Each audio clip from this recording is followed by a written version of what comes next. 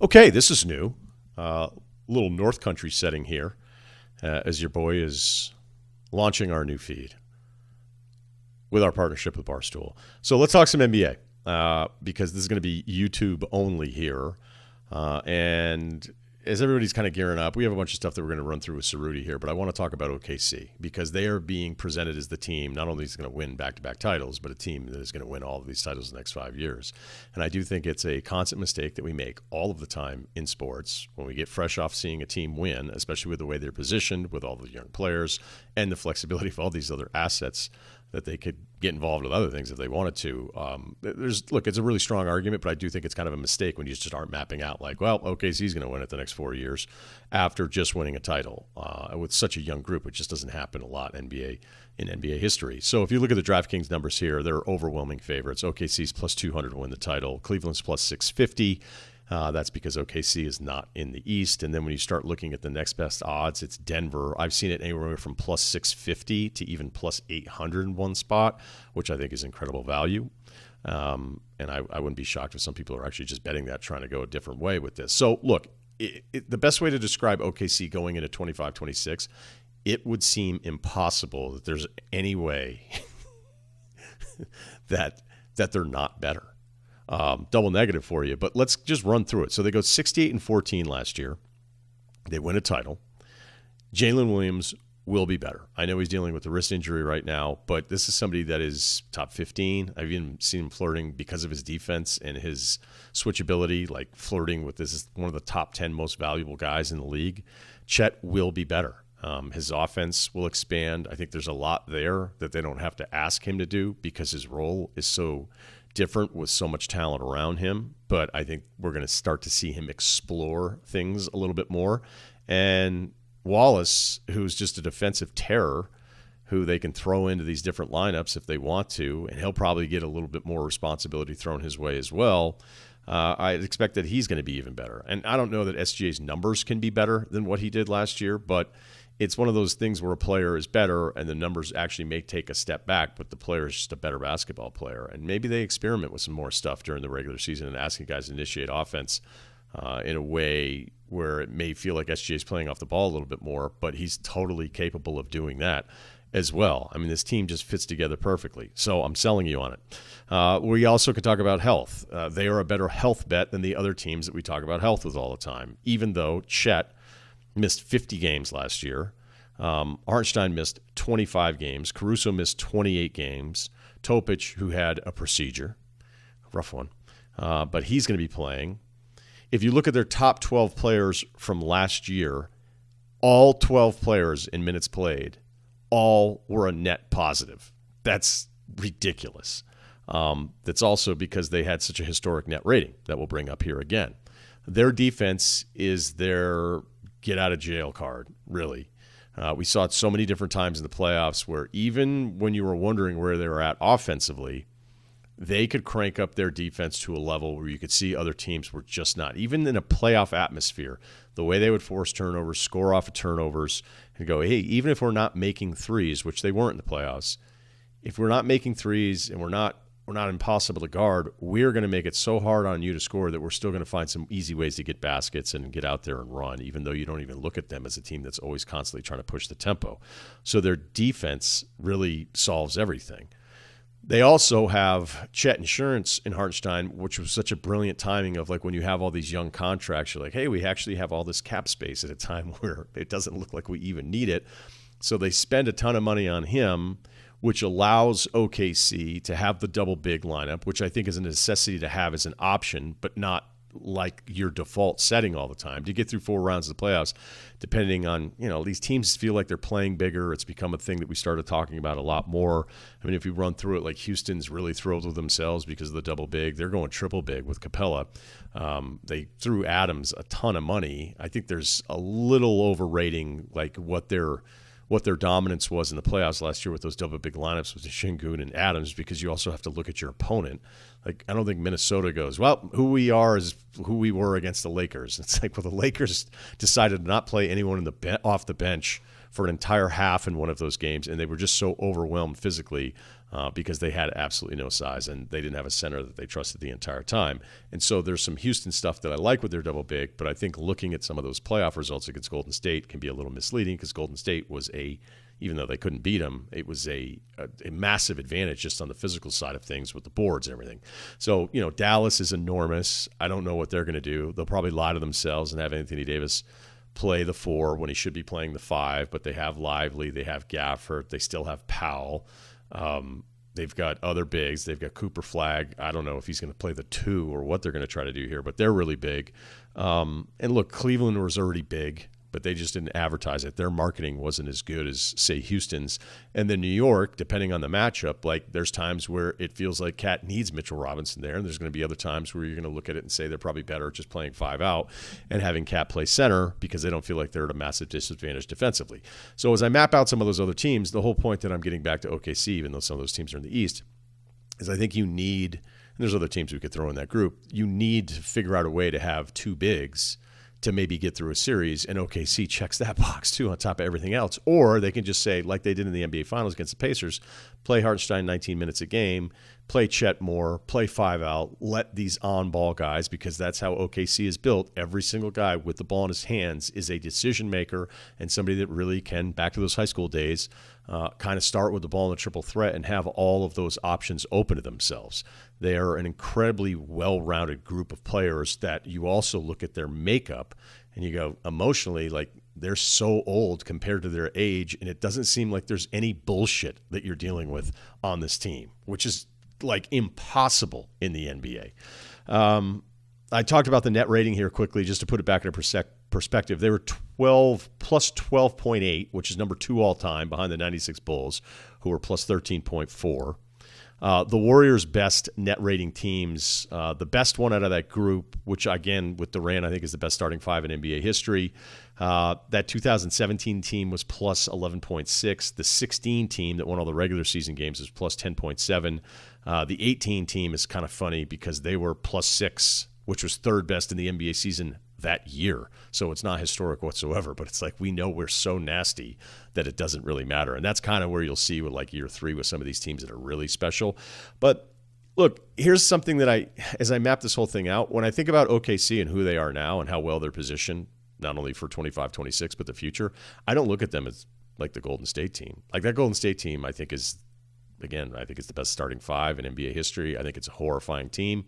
And I think the Thunder are great, but I don't think they're that team. And they also lost 7 playoff games last year. And they went to 7 with a Pacers team that, unfortunately, because of the Halliburton injury and to a lesser extent the Turner departure, like I really wish that Pacers team were whole to see how it would look for an entire year. And if you're going, you know what, that was not a fluky playoff run. That's a really good team that's going to be like geared up here for the next 2 or 3 years in the East. That might have happened, but I'm also not closing the idea that it maybe was just an incredible run for a team that was never going to get back to the NBA Finals anyway. And that pushed the Thunder to 7 games. Now, I know what you're saying. You're like, hey, it's a young team. They had their learning curve against Denver. They blew out a really good Minnesota team in that series. And then when it came time, push comes to shove, like they could deal with the Pacers when they wanted to. It's like, well, I don't know. They still went 7 games against that team. And look, this is being really, really difficult in the way that I'm grading them historically, in that when I hear about the Thunder, like, hey, they're just going to run off the next 5, it's like I guess I felt more strongly about that position, about the Warriors 15, 16, and then adding Durant 17, 18, and then the injuries in 19. So as I put this all together, the shooting's a little weird. They were 5th in offensive efficiency in the playoffs last year. They were 13 out of 16, shooting it from 3 out of the 16 playoff teams after being 6th in the NBA. So the scary thing is, I kept saying throughout the playoffs, they actually are not shooting it that well from deep, 34% during the playoffs. And again, their defense was so spectacular, it didn't matter. Like, think about today's NBA where it didn't matter that you weren't hitting your threes at a really high clip, and you still ended up winning an NBA title. So are they next? Yeah, they're next. They're everybody's favorite.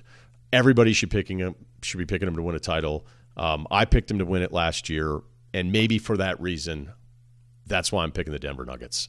I'm zagging a bit on this. Sometimes when I do this, I just want to pick somebody a little bit different, but I do think Denver's more in the conversation than the odds would tell you.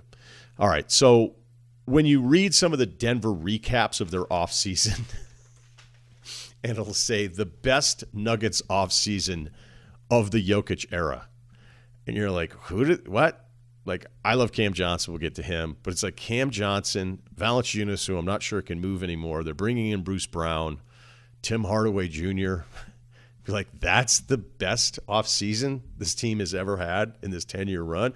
Well, it speaks more to how bad the offseasons have been in the past and just the ridiculous stat, that Jokic has never played with an all-star teammate.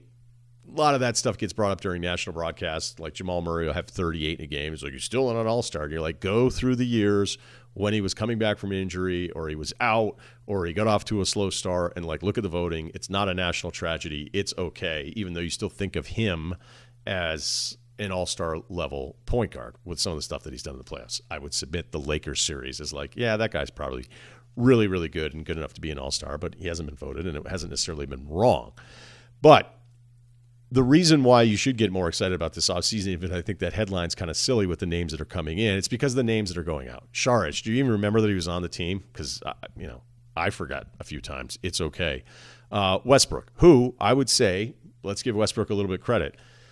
He, off the ball, understood his assignment better than he has ever under. He had no choice but to understand the assignment playing with Jokic, but he was less bullheaded about his approach to basketball in that 1 year in Denver. And having said that, and he was still free and he was available until last week, and Denver still was okay being we're good. We're also not going to see DeAndre Jordan running around for 10 minutes doing something out there. I think he's retiring. There just wasn't a lot that you have from this group that's going out. And the headliner is Michael Porter Jr., who has had so many quotes this offseason that they kind of perfectly match his game. Where you're like, what the fuck is that? You don't know if that's his latest podcast drop or a decision on the court. He's somebody, if you look at shot distances and how he got more comfortable further away, the lack of dribbling, anything over 2 dribbles, it's just not really there. The driving isn't really there. And I know off of Jokic, it's about spacing because he was the one guy that kind of provided I would say consistent spacing because he learned his role off of him, but it was a very limited one. And he was one of those classic 20 or 4 guys. We're does he have 20 tonight or does he have 4?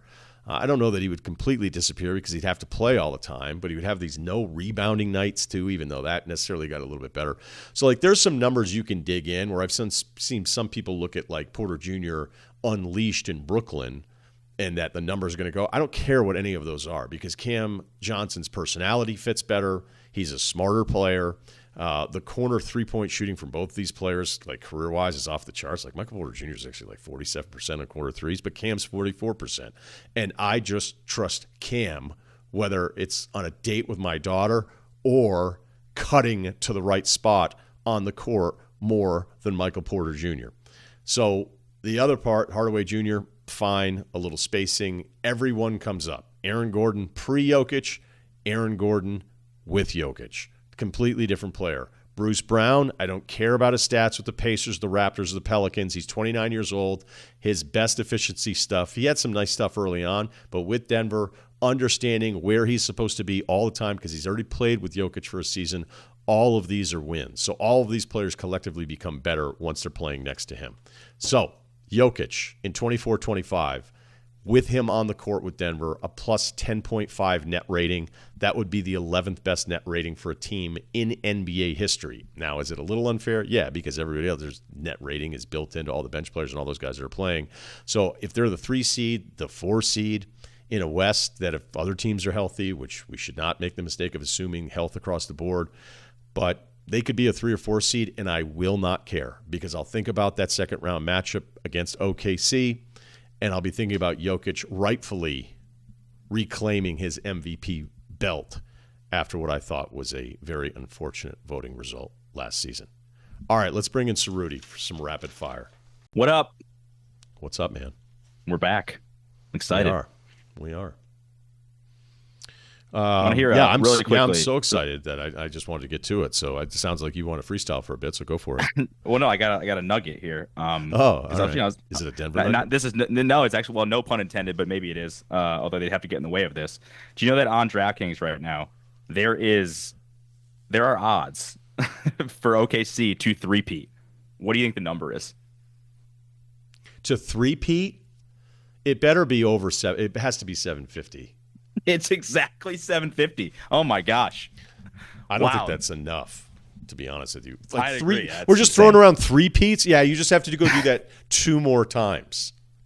It should be plus 1,500. I agree. No is minus 1,400. So there you go. For those of you that want no is minus 1,400. I might bet it. I just think it's so hard. Imagine laying that though, and like it's like year 3, and they're in the finals, and you're just like rooting against this team to win. Like, and just that's probably the worst sweat of all time. I can't imagine making this bet either way, but who knows? I got so pissed about a bet that I almost just bet the Thunder on a terrible money line for the series, like risking so much for just. I was like, all right, well, can I risk this? And I went, this is so. They're like, there's no value in this, but I just wanted to win so bad that I almost did it. And then all I could think about as that series played out is like, imagine how you would have felt going into Game 7. And then Halliburton would have gotten hurt, and you wouldn't have been as bummed out as you needed to be. So I'm glad I didn't have that moral dilemma, because I love Halliburton because he took a picture with my dad. Okay, let's run through it, because obviously we're not going to cover the entire league here today, but we're going to have the podcast again. Subscribe to the Ryen Russillo Show on Barstool Sports. That first episode will drop 11/3. That's November 3rd. But we'll have another kind of YouTube stuff we'll get going next week as well. So what do you got? All right, we're going to do some rapid fire questions here. All right, so outside of Denver, who do you think has the best shot at knocking off OKC? Because it's really like OKC, Denver, and then it's a pretty significant drop off after that.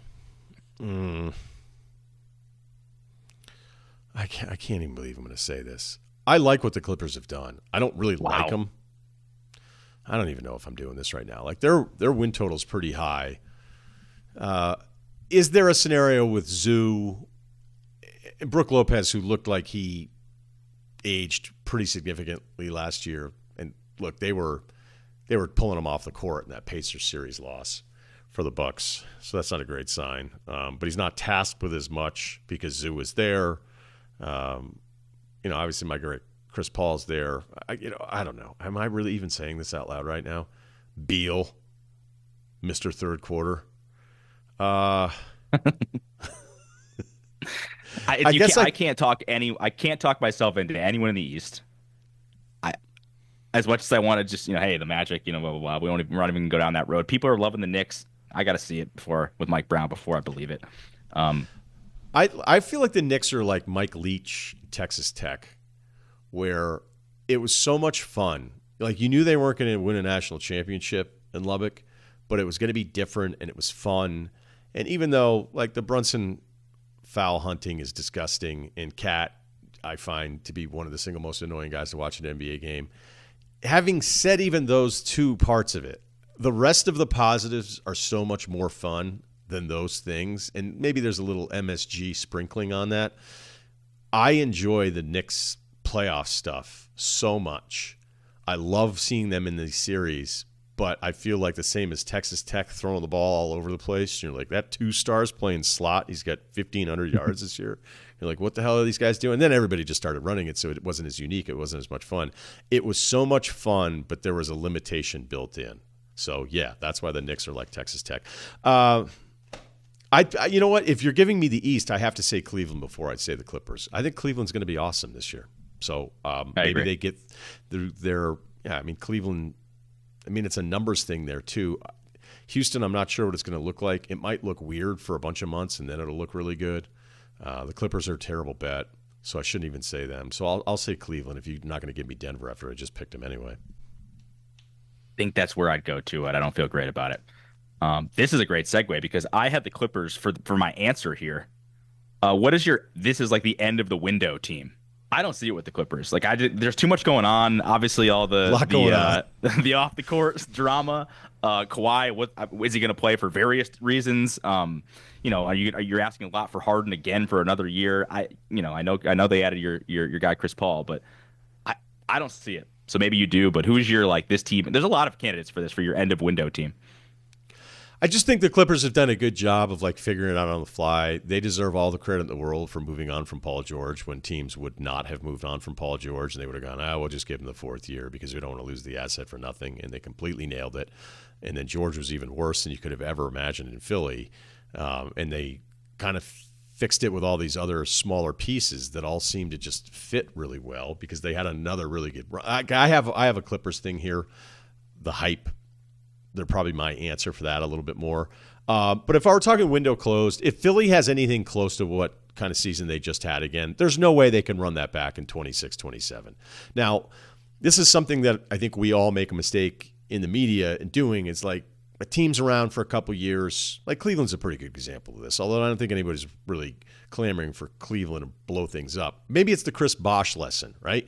Chris Bosh, Miami, they lose in the finals of the Mavs. It's you got to trade Chris Bosh for multiple pieces. It's do you really need to trade Chris Bosh for multiple pieces? They give me a 3-and-D guy and a 20-minute-a-night center, and then maybe there's a point guard that's a third guard. I want to trade Chris Bosh for that. That doesn't seem to make a ton of sense. And guess what?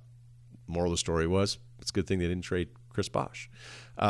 David Griffin, when he was at the Pelicans, remember when they lost in the play-in to the Lakers, but then won the next play-in game, got into the playoffs, right? They lose. Griff was incredibly candid in talking about the Pelicans and all right, we've seen what it's like. We had a healthy season with Zion. We need to be very different. He was pretty upfront about it, and it was upfront in a way that we don't hear from these guys with these positions very often. So I was okay, this is going to be interesting. And then they did the Dyson Daniels DeJounte deal, which even without the DeJounte injury, you could argue they lost that deal, even though DeJounte, I understand how the GMs and front offices would look at it, be he's a more talented player. We're raising our floor.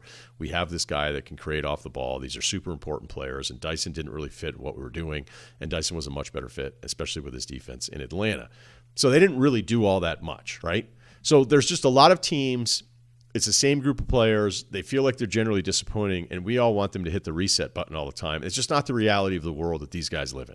So having said all of that, if it's another Embiid season where he plays 40 games, and, Paul George can't be as bad as he was last year, and knowing that Maxi's a hit late in a draft, sure, he's got some flaws, but he's going to be a guy who lights it up for a really long time. If VJ's as good as everybody thinks he's going to be, where they luck out with that pick, and then McCain, who again is hurt again, had that really nice stretch when everybody else was hurt.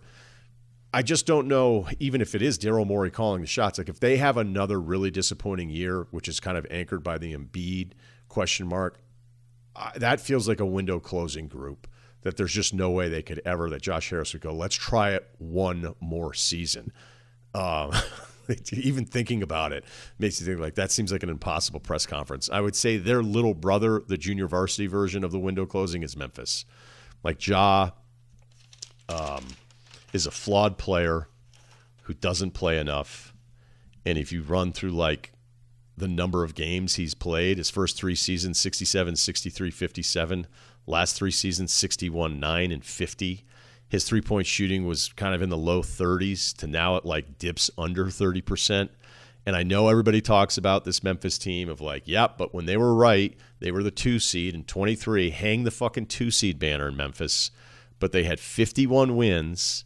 And if you look at the seeding that year in the West, Sacramento was the 3 seed. If you want to talk about banner raising, the 3 through 12 seeds in the West that year were between 48 wins and 37 wins. So that 2 seed Memphis team in 23, that 23 year in the West should be looked at as the 2007 AP college football rankings, where you look back at it and you're how the hell did that happen? It's you had to live it. You had to be there to understand. So I think Memphis trading Bane is a signal that they already know all of this stuff that I'm talking about.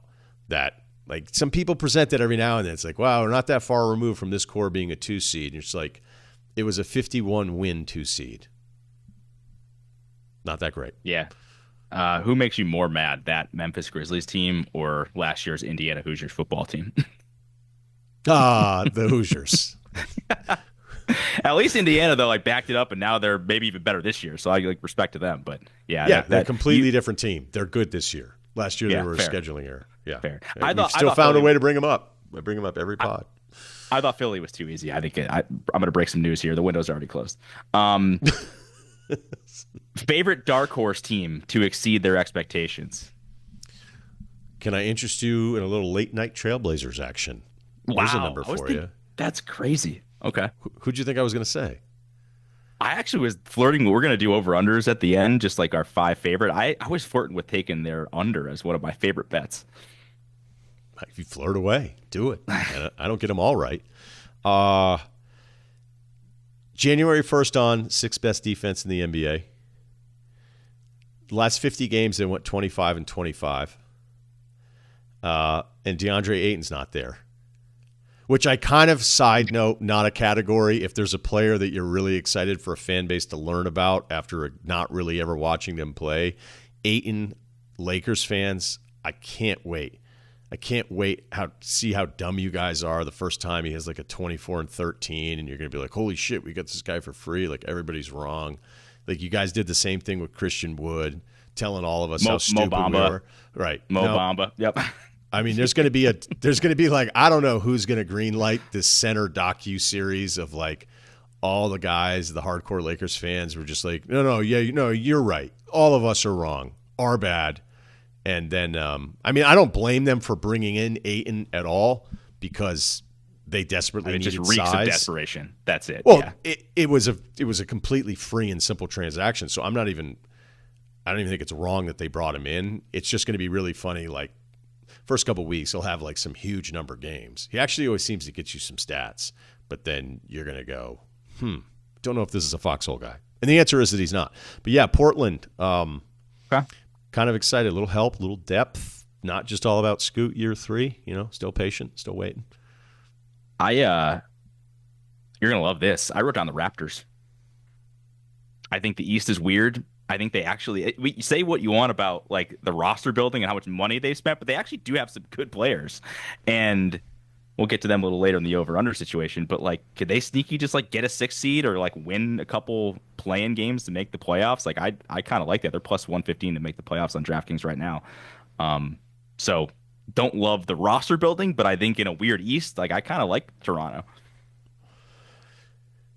I don't think the 6th seed is out of the question for Toronto whatsoever. I just don't really like that team. I mean, if we want to get like really into it, like the Miami Heat might be the most boring group of players you currently could have together on a roster. And I love Bam and Hero.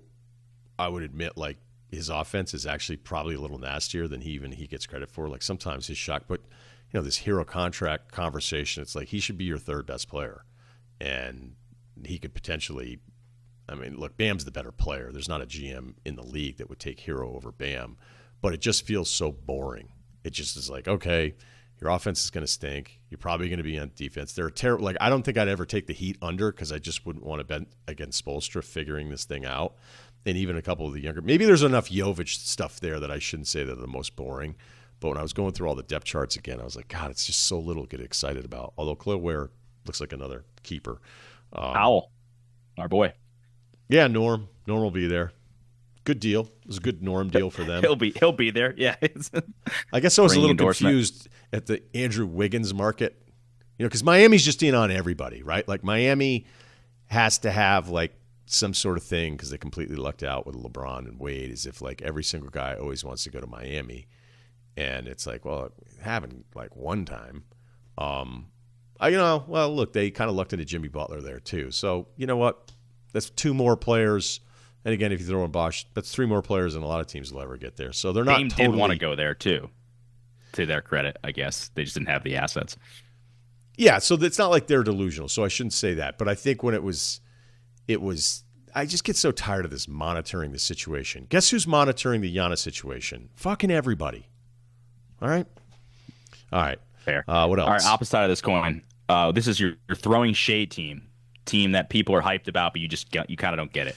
All right, this is going to sound like I'm completely contradicting myself within the same episode. That's fine. It'll happen. Those of you that are new here, sometimes I tear apart my own positions. But the Clippers' season total number just feels ridiculously high. Like, I like what they've done in theory if these 10 or 11 guys are healthy at the end of the year. But, like, what am I doing? As soon as I say that out loud about the Clippers, it just feels stupid. They have the 6th highest total on DraftKings right now. Can you give us that number? Because is it 50.5 or is it 49.5? These things move. They move quickly. That's where I saw it the other day. The 7th best odds, it's 48.5. 48.5. All right, so maybe it moved from when I wrote these down. Okay, so here's 2 Clippers lessons. Back in 2024, they started 8-10. Right? Harden needed to get into shape. They go 22-5 over a stretch. They beat Boston in Boston January 27th, and I'm like, that was one of the most impressive regular season wins. Maybe the most impressive regular season win I saw all season long, because it was like they beat them, and they ended up beating the team that ended up winning an NBA championship, and then guess what? Didn't work out. 25. They were 32-29. They closed 18-3, which, again, lessons that we've had to learn every single year is sometimes a team can have a really weird closing record that you're like, man, these guys are just peaking at the right time. It's like, or they're playing all these teams that are jockeying for playoff seeding or don't care about playoff seeding, or you have the third of the league tanking, which, again, the tanking isn't nearly as bad as it used to be. They beat Cleveland during that 18-3 closing stretch on March 18th, and it was an unbelievable win. And I'm like, you know what? This Clippers team looks good. I'm not doing it again. Kawhi's played in the last 4 years in 11 playoff games. So having any, even as I said when you were like, hey, who could go up against OKC? And I was like, okay, I'm thinking about a little bit of size. I was thinking about on-ball creators, thinking about all these different things. But it's just, there's health bets, and then there's trying to bet on the Clippers being ready to go at the end, even though it felt like they were geared up for it against Denver. And they couldn't get it done. So I think them having the 7th or 6th best odds is – I almost feel like they're getting too much of the benefit of the doubt. But then again, roster construction-wise, I understand why they are. I went Hawks. 47.5. Nickeil Alexander-Walker, Luke Kennard, and Porzingis. And that's – I know the East is weird. A lot of people are loving the Hawks. I think they won Jalen the Johnson they win best offseason. Yeah, I'm back off of Sears' injury though. Yeah, like I don't know. He's young enough. I'm a little. If Jalen's as good as I think he can be, then I can see the Hawks actually hitting that number. That East thing is going to be so weird, okay? Because Toronto's like a perfect example in the over-unders, where if it's 40 and they end up winning 41 games and it's a 6th seed, is it like, I can't believe you took our under? It's like, well, it's the same thing as last year. We all went under. I hated the team. They actually played insane defense for like 2 months. There's also a topic of their schedule and how there was like a really weird stretch of like 20 games in their schedule where it was like the easiest stretch of the entire league. I was reading that the other day. I know exactly, but there's going to be some team that lands at the 6th seed in the East, and that fan base is going to go, thought we sucked. Oh, you guys said we sucked. And you're going to go like, you're 40-42, and you're the 6th seed in the East. But somebody's going to win these games. I like your Atlanta pick. All right, let's go quick. I get it. Let's go quick on some of these here. Favorite bad team? Portland. I went Hornets. Ugh. And I like Brandon Miller. I'm not a big LaMelo guy, but he's fun to watch, and they're going to be bad on defense. This games are probably going to be a good league pass team. Plus, you can hate watch Grant Williams, so there you go. Good for him. Knipple. All right. Yeah, also that. Seems like it could be a fun guy to watch. All right, player you most want to see traded. This is kind of a weird one, but Ousmane Dieng. Honestly, if Reed Shepherd can't get 15 minutes a night when Van Vliet's out, I mean, what did he do to Ime? I agree. You really going to play Holiday over this guy? Other teams are like, we loved him before the draft. And he's actually, I know this is shocking, more athletic than you'd think. So how do you not get him 15 minutes? front office must be losing their minds on that one. But Ime's such a great coach. It's tough to give him too hard of a time. But in the forever cycle of, the flow chart of front office drafts a guy high, coach doesn't believe in him. It's like, can we at least play him to see if we can develop him with live game reps? It's like, no, I can't. He has to play this year. So, you? I went Austin Reeves just because I just don't know what the Lakers thing is. And I don't know that he's like a great fit with Luka. And I think they can actually get some stuff for him. Like, he's valuable enough where they could get some guys that would actually help Luka and that team a little bit more than that. So I kind of want to see Austin Reeves just like have the ball more. So I went Austin Reeves because he's our guy too. But I know he likes LA, and who knows? I'm not trying to kick him out of there so you guys can't hang out anymore. But that'd be my guy. Yeah, I think the contract thing makes it a little tough because you'd have to, the extension that he's eligible for this offseason is massive. All right, what else we got? Coach or player you feel the most bad for? Charles Lee. I want Spoelstra off of what you just said. That roster is he having fun? Is that fun? Like having to grind out 39 to 40 wins a year? like you're the best coach in the league. Yeah, your team sucks every year. Sucks is inaccurate. We should be nicer to the Miami Heat about that. Painfully average. Right. But like when you look at when they get through the play-in and it's like, okay, now you're playing, I remember the Milwaukee series, okay? I remember it. But that Cleveland series last year was like, wait, this is a playoff matchup? These are two, like, both teams are eligible for the playoffs in the same sport? All right. Yep. Not great. I just feel bad for him, man. I just, I wonder if, I don't know. How many more years of this are we going to see? Interested. All right. This is a good one. He's got a huge contract, so I think he's probably all right. Yeah, but I don't know. I mean, he wants to win somewhere, I'd imagine. This is a fun one. Is getting hurt the only way Wemby doesn't win Defensive Player of the Year? He's minus 175, I think, right now on DraftKings. Oh, he should have won Defensive Player of the Year his rookie year. Another tragedy vote. But yeah, I was looking at some of the block numbers because I'm going to do. About a month into the season, I'm going to do my top 10 players. I think all of us that talk about the NBA every single day, like, you should update it biannually. So I'll do it in November, and then I'll do it again maybe right before the playoffs start, because the worst time to do it would be after the playoffs are over, and then you start saying all sorts of ridiculous stuff. And so basically anyone that has a top 10 list, I look, seeing Evan Mobley in there, I'm like, whoa, okay, maybe. I saw, Jalen Williams, we talked about in the open a little bit.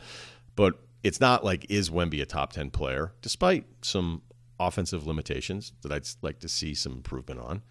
But defensively, it's just stupid. Like, his block rate, if you go 100 possessions, he's blocking in the 2 seasons over 10% of the attempts near him. Like, no one else is even close to that number. Like, Walker Kessler, I think, had 7%, and then there was 2 other players that were 6%, and Wemby was at 10%. And it's not just the blocks. It's not just the steals. It is the impact. It is the U-turns. The U-turns from the ball handler where they're like, I'm not doing this. And then they just have to bring the ball back out. Watching it live is one of my favorite things from his rookie season. Somebody tried to go reverse and a layup on him, and he blocked it like on the other side. And then you could just see the rest of that game because it was their first game. I think it was the Lakers' first time at going up against him, where all of the things that they would, like, they were second guessing on everything. And so, therefore, I mean, look, health is the only thing. And I'd like to stop hearing about him growing because this isn't fun. I do think a body like his shouldn't be able to move like he does. And with each the limit inch, does exist. Yeah, like it's 7'7", if that's true. We're maxing out what 2K is even possible of, like, creative player guys, Yeah, no, they would just, you're right. Like, it wouldn't go anymore. And I don't know how a player like that stays healthy throughout his career, but that's a different discussion. All right. Does the Mavs not being terrible, is that good or bad for Cooper Flagg's Rookie of the Year odds? Yeah, I think it's good because it'll be like the Scotty Barnes, Cade Cunningham thing. Cade, his rookie year, was tasked with a way, way bigger load of having to figure things out. And then because Scotty was technically in, like, games that mattered more people voted for Scotty Barnes. I don't think that should ever happen with Rookie of the Year. It's just like, hey, look, who's the best rookie? Let's not pretend because you're fighting for, like, playoff seed, unless you're just like off the chart special and the reason the team is fighting for the playoffs. But that was not the case. Barnes won it. Cade should have won it. So I'm not quite sure what the Dallas thing's going to be, the Kyrie timetable. I think there'll be like a D'Angelo Russell stretch where you hope he doesn't think that it's his show with other personalities sort of deferring to him. But I think Cooper figures out how to impact games in a bunch of different ways. And if they're playing more meaningful games later on, because like VJ, if that team is healthy, he's not going to have the stats. Ace, there's still a lot of guys that want to eat there. Harper and Wemby, I mean, maybe that's kind of the your guy the Yang. Flagg thing. Well, I mean, look, if they know how to use him properly, if Chauncey's like, hey, it's Yang time. Let him cook. Yeah. Yeah. So, no, I think it's a good theory. I think it is. All right, this is the last one that we'll do over-unders. Do we get any win this season that Kevin Durant's unhappy?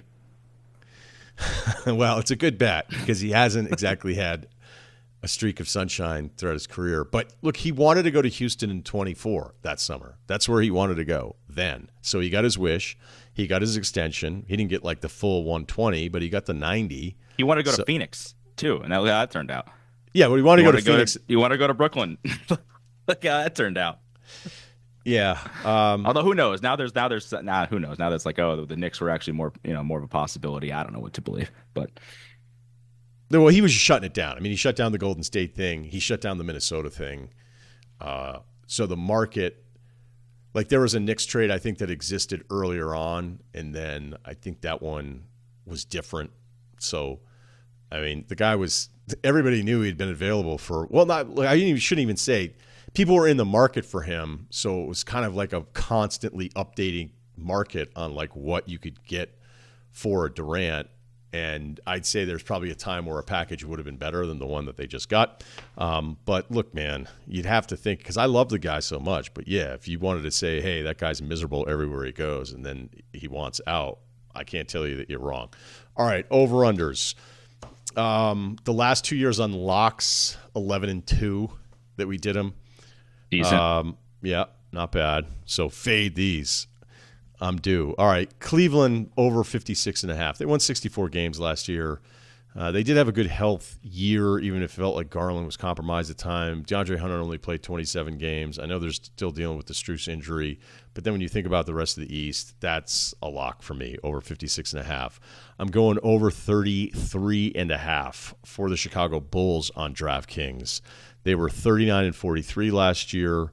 They were 24-38. They closed 15-5. I think when you're looking at Chicago with all the same pieces back, again, there's the Okoro move, Kobe White, potential injury, but like they're such a predictably boring franchise that they'll probably be fighting for that play-in, and maybe they get you those 6-7 extra wins the last few weeks of the season that gets them north of that number at 33.5. So, and again, if you get full season Giddey that you got at the second half of the season last year, I think in the East, like I look at them as who's likely to still pretend that they're going for something, and the Bulls fall into that category. The 6 to 10 seeds in the East last year were between 44 and 39 wins. Then it dropped off to Toronto that was 30-52. Toronto was off to a brutal start, and then they put it together. They looked like an automatic under. Their number's 39.5 on DraftKings. So it's kind of like last year when I did the under and I missed it by like a game or a game and a half. People were like, see? And then it's like, yeah, but what? Like this is kind of that other point. I think your point's, Rudy, about like they could be a 6 seed, but I'm still going to go under the 39.5 because the Raptors fans are the worst fans in the NBA. So we're going to stay consistent on that one. Pacers under 37.5. That number seems really high with no Halliburton, no Turner. I know they had massive injuries to centers that are now going to be back on the scene. I like Nembhard. I like more Mathurin. Siakam, who I never given enough credit, is good. But that feels like a Carlisle post-finals hope number. So I'm going under 37.5. I was flirting with the Jazz over 19.5, 17 wins last year. Yeah, I think it's that 23 start Will Hardy style where I'm like, look at these plucky Jazz Miami 37.5 I'd stay away from. But I'm going to go over OKC 62.5 for everything I said about the Thunder squad at the very start of this. So those are my 5 locks for the year. Okay, please subscribe to our page here. And this is where people say leave a comment. So it seems like there's all sorts of activity. Just maybe I'll act like I'm a girl with an account asking for like a dehumidifier. And you'd be like, just say hi. 9 words or more. Leave a comment. Oh, is that what the rule is? That's the thing I heard today. I was like, I didn't even know that was a thing. Sure. Right, okay. There you go. Yeah. How about this, Billy? Tell us your 9 favorite NBA players of all time. Boom. There you go. It's just the algorithm's just going to be out of control. Thanks to Ceruti. Thanks to our guy Tom, new on the scene. And this is our first installment for the podcast. Again, the Ryen Russillo show drops on November 3rd.